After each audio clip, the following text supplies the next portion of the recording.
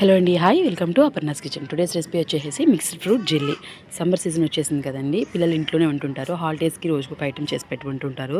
ఎక్కువ శ్రమ పడకుండా తక్కువ టైంలోనే ఇంట్లో ఉండే ఫ్రూట్స్తోనే ఇలా చక్కగా జెల్లీ చేసి పెట్టుకుంటే కనుక పిల్లలు చాలా ఇష్టంగా తింటారు.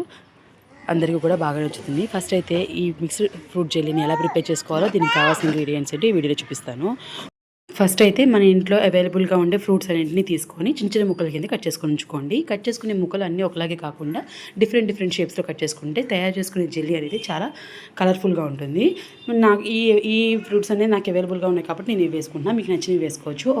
ఒక బౌల్ తీసుకొని 1 కప్పు షుగర్ వేసుకొని 1 కప్పు షుగర్కి 4 కప్స్ వాటర్ వేసుకోండి. మీరు ఏ కప్ తీసుకుంటే కనుక ఆ కప్తోనే కప్పు షుగర్కి 4 కప్స్ వాటర్. ఒకవేళ స్వీట్నెస్ ఎక్కువ తినే వాళ్ళైతే కనుక షుగర్ కాస్త ఎక్కువ వేసుకోండి. షుగర్ వేసాక ఒక్కసారి గెరటితో కలుపుకోండి. అలా కలుపుకున్న తర్వాత నేను ఈ జెల్లీ ప్రిపేర్ చేయడానికి చైనా గ్రాస్ యూజ్ చేస్తున్నాను. చైనా గ్రాస్ని చిన్న చిన్న ముక్కల కింద కట్ చేసుకుని అది కూడా 1 కప్పు వేసుకోవాలి. షుగరు, వాటరు, చైనా గ్రాస్ మూడింటిని కూడా ఒక గిన్నెలోకి వేసేసుకొని అది కరిగేంత వరకు కూడా మీడియం ఫ్లేమ్లో పెట్టుకొని కంటిన్యూస్గా గెడుతూ తిప్పుతూ ఉండండి. మనం తిప్పుతూ ఉండడం వల్ల అది ఏమవుతుందండి, చైనా గ్రాస్ తొందరగా కరుగుతుంది, దట్టు అడుగు పట్టకుండా ఉంటుంది. చైనా గ్రాస్ ప్లేస్లో అగరగర పౌడర్ కానీ జెల్లీ పౌడర్ కూడా యూజ్ చేసుకోవచ్చు. పౌడర్ అయితే కనుక మనం హాట్ వాటర్ కొద్దిగా గోరువెచ్చని నీళ్ళలో కలుపుకుంటే సరిపోతుంది. ఈ చైనా గ్రాస్ మొత్తం మెల్ట్ అవ్వాలి కాబట్టి కంటిన్యూషన్గా గెరటితో తిప్పుతూ స్టవ్ మీద మీడియం ఫ్లేమ్లో పెట్టుకొని కంటిన్యూస్గా 10-12 నిమిషాల్లో మనకు కరిగిపోతుందండి. అంతవరకు తిప్పుతూనే ఉండాలి.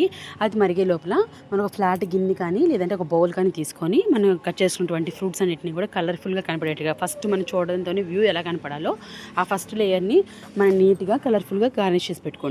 అలా గార్నిష్ చేసుకున్న తర్వాత రిమైనింగ్ ముక్కలన్నింటినీ కలిపేసుకొని 2-3 లేయర్స్ కింద వేసేసుకోవచ్చు. దాని తర్వాత సపరేట్గా గార్నిష్ చేసుకోక్కర్లేదు. పైన లేయర్ మాత్రం మనకి ఇంపార్టెంట్. దాన్ని కలర్ఫుల్గా అరేంజ్ చేసుకోండి. అరేంజ్ చేసుకున్న తర్వాత మనం మరిగించుకున్నటువంటి జెల్లీ వాటర్ ఉంది కదా, వాటర్ని 2-3 స్టెప్స్ కింద మనం స్ప్రెడ్ చేసుకోవాలి. ఫస్ట్ లేయర్ మన ఫ్రూట్స్ పెట్టుకున్నాక కొద్దిగా వాటర్ వేసుకోండి. మళ్ళీ సెకండ్ లేయర్ ఫ్రూట్స్ వేసుకొని మళ్ళీ కొద్దిగా వాటర్, అలాగా 3-4 స్టెప్స్ కింద వేసుకోండి. అలా వేసుకున్న తర్వాత మూత పెట్టేసుకొని ఫ్రీజర్లో పెట్టుకోండి. డీప్ ఫ్రీజ్ యూజ్ చేయక్కర్లేదు, నార్మల్ ఫ్రీజర్లోనే సరిపోతుంది. నార్మల్ ఫ్రీజ్ అయితే కనుక 3 అవర్స్లో మనకి సెట్ అయిపోతుందండి. నార్మల్గా రూమ్ టెంపరేచర్లో విడిగా ఉంచుకునే వాళ్ళైతే కనుక కనీసం 6 అవర్స్ అయినా పడుతుందండి సెట్ అవడానికి. బౌల్లో వేసేసుకున్న తర్వాత మూత పెట్టేసుకొని కదపకుండా ఒక పక్కన పెట్టేసేయండి.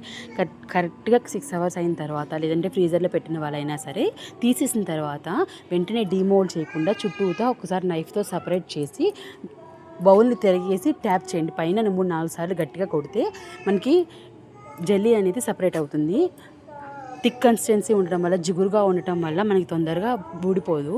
సో పైన 4-5 సార్లు వీడియో చూపిస్తున్నట్టుగా తడితే వెంటనే మనకి సపరేట్ అయిపోతుందండి. అలా సపరేట్ అయిపోయిన తర్వాత కూలింగ్ సరిపోకుంటే కనుక ఎక్స్ట్రా 1 అవర్ మనం ఫ్రిడ్జ్లో అనేది పెట్టుకుంటే కూలింగ్ అనేది మనకి సరిపోతుంది.